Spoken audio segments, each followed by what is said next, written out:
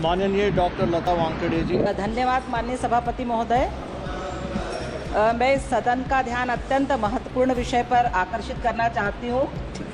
हमारे छोटे शहरों और पिछड़े क्षेत्रों में उच्च स्तरीय तकनीकी एवं प्रबंधकीय शिक्षा के सीमित अवसर।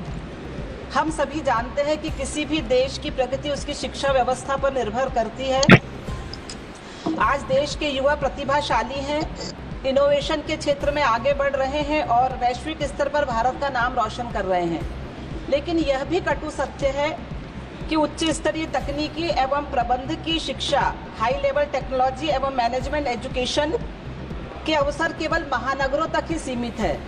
IIT, IIM, NIT, NID और MIT जैसे प्रतिष्ठित संस्थानों की शाखाएं केवल बड़े शहरों तक ही सीमित रह गई हैं, जबकि छोटे शहरों और ग्रामीण क्षेत्रों के प्रतिभाशाली विद्यार्थी इन तक पहुंचने के लिए संघर्ष कर रहे हैं। माननीय सभापति महोदया, मेरे संसदीय क्षेत्र सागर मध्य प्रदेश भी ऐसा ही एक चुनौती का सामना कर रहा है।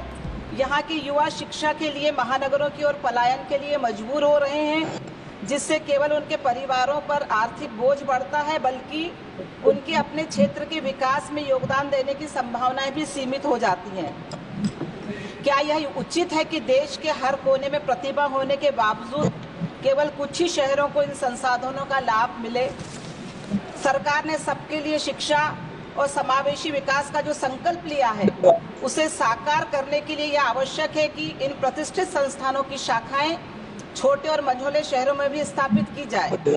यह केवल शिक्षा का विस्तार ही नहीं होगा, बल्कि क्षेत्रीय विकास, नए रोजगार के अवसर और नवाचार को भी बढ़ावा देगा।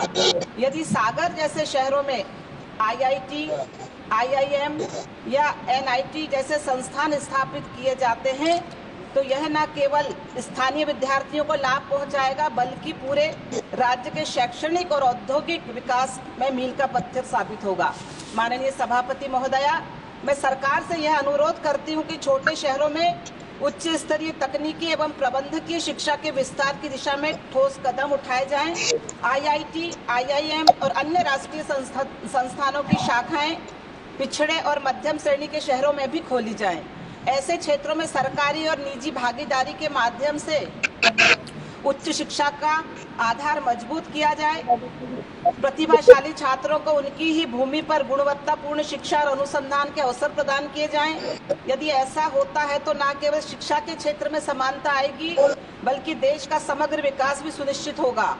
हम अपने युवाओं को केवल महानगरों तक सीमित रखने के बजाय अपने शहरों में ही वैश्विक अवसर प्रदान कर सकते हैं। इसलिए मैं इस सदन के माध्यम से सरकार से अपील करना चाहती हूं कि मेरे संसदीय क्षेत्र सागर में इन संस्थानों में से किसी भी एक की स्थापना हेतु अवश्य कदम उठाए जाएं। इससे हमारे युवाओं को गुणवत्तापूर्ण शिक्षा प्राप्त होगी, नए रोजगार के अवसर सृजित होंगे और हमारा क्षेत्र भी राष्ट्रीय प्रगति में एक समग्र भूमिका का निर्वहन कर सकेगा। जय हिंद। धन्यवाद।